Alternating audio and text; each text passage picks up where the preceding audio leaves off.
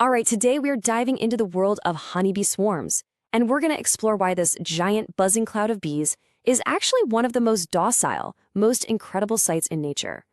We'll look at how beekeepers can safely collect and give these amazing creatures a new home, turning what looks like, a total nightmare into a huge win for everyone involved.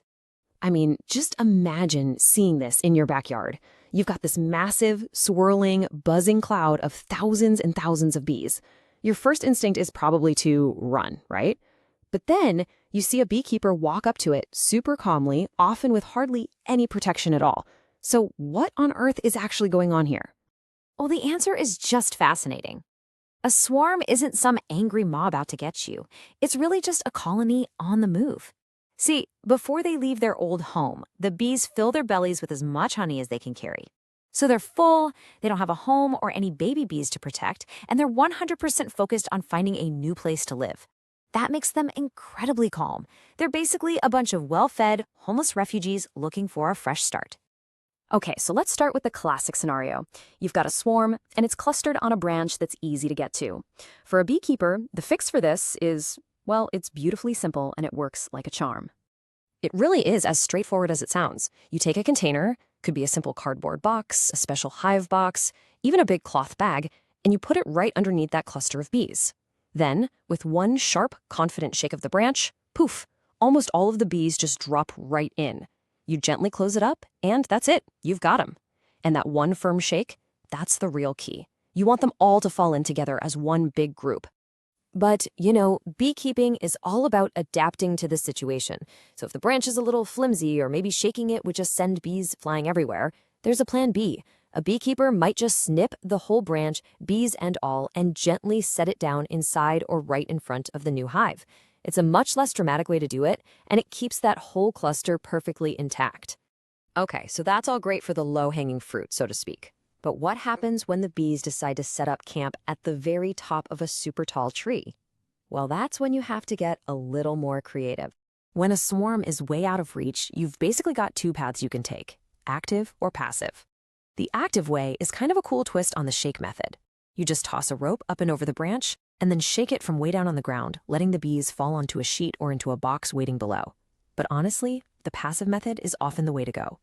It's all about learning to think like a bee. So the passive approach means setting up what's called a bait hive. And it's basically like putting up the perfect real estate listing for bees. You give them a small, safe box, a little bit of food to get them started, and, this is the absolute clincher, a frame that already has some young larvae or brood on it.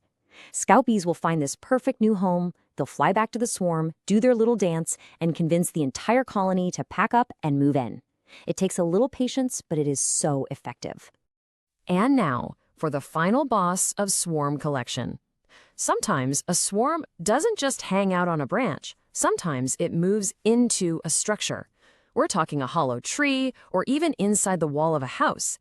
This is where beekeepers really have to show off their skills. Yeah, so now you've got a real problem, right? You can't just shake them out anymore. They've found a cozy little spot and they're already starting to set up a permanent home. Getting them out safely takes a really deep understanding of bee biology and some pretty cool specialized tools. The first solution is just a masterpiece of bee psychology. It's called a cone trap, and it works by using the bees' own instincts against them, gently nudging them to find a new home all on their own. Okay, so here's how this genius little thing works. First, you find and seal up every single little crack or hole the bees might be using, except for their main entrance. Over that one entrance, you install a special screen cone. The bees can easily crawl out the wide end to go forage, but they just can't figure out how to get back in through that tiny little hole. And right next to this one-way door, you place a brand new hive. So as the bees come back and find they're locked out of their old place, they discover this wonderful new home waiting for them and start moving in. It's brilliant. But what if you don't have time for a trap to work its magic? Or maybe the situation is just too complicated? Well, that's when beekeepers bring out the big guns. Now, this is not your vacuum cleaner from home. Not at all. It's a specially designed, super low-pressure system. It has just enough suction to gently lift the bees off the comb from inside that wall or tree and deposit them safely into a collection cage. It's a really fast and direct way to get the job done when other methods just won't work. And the whole thing is designed to keep the bees from getting hurt. So we've gone through all these clever ways to catch a swarm. But here's the thing. The real art, the real secret, is convincing them to stay in their new hive. If you missed this last part of the puzzle, all that hard work was for nothing. It all comes down to two things. Just two.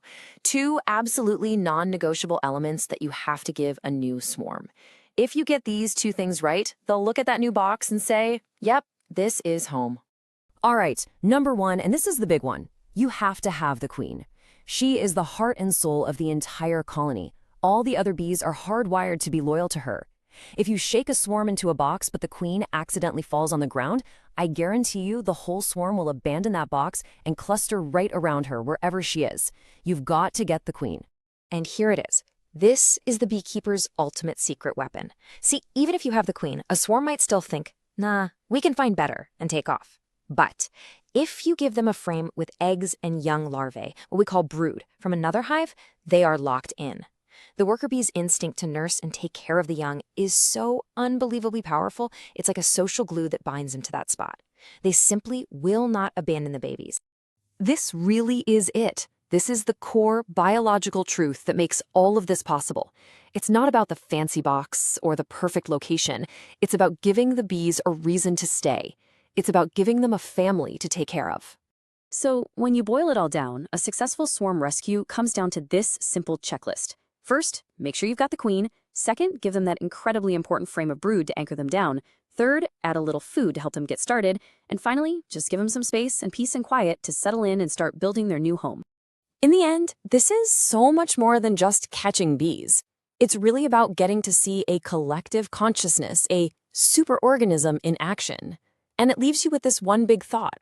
What does this calm, vulnerable, yet incredibly determined search for a new beginning tell us about the priorities of a creature that acts not as thousands of individuals, but as one single, unified being?